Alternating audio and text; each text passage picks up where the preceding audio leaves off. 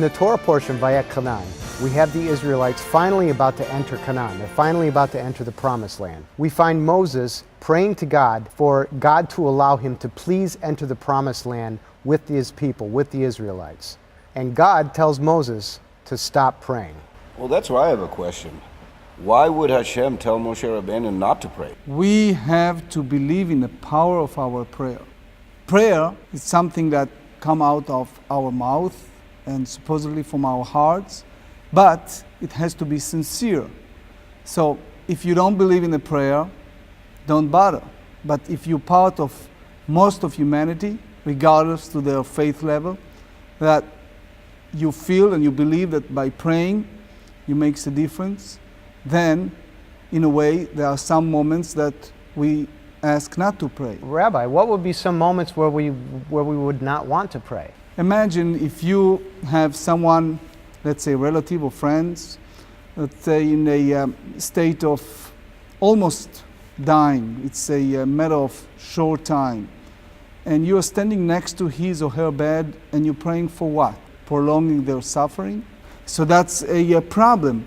We believe that by saying those prayers, speedy recovery, Meshaberach, we can change destiny of someone who's maybe in the other side of the globe, in New Zealand, in Australia. You're praying here and it may change over there. You ask the supernatural power to change destiny of someone in different location in the world.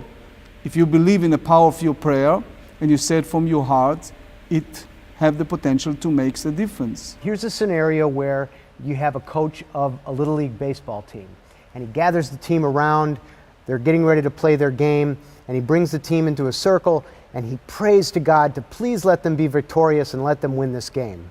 Now, it seems to me, Rabbi, that God might have some better things on his mind than helping a Little League team win the big game.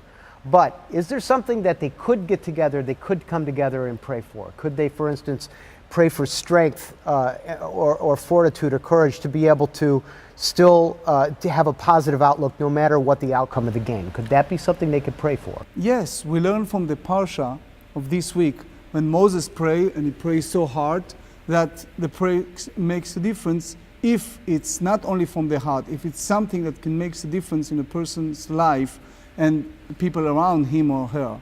The question is, there is a limit of words. The rabbis tells us that every person granted with a credit card of words, certain ability of speech throughout his or her lifetime. The question is, what are you doing with this precious ability? Not everyone wake up in the morning with ability of speech. So how are you going to use that? Pray from your heart. Any prayer at any language, as long as it's come from your heart. Do you remember studying the Rabbi Nachman of Breslov, the Hitbodedut? Yes, I do. This is a beautiful teaching by Reb Nachman, and it's a wonderful way to pray where we're not asking God for something. What we basically are told that we can do is we can set a certain period of time aside every day where we know we won't be disturbed, and we can sit quietly and we can talk to God. We can pour out our heart, our feelings to God, tell Him what's going on in our lives, talk about some things that are disturbing us or bothering us. We can thank Him for blessings and things that we have that have come into our life, but we talk to Him like we would talk to a friend or a father.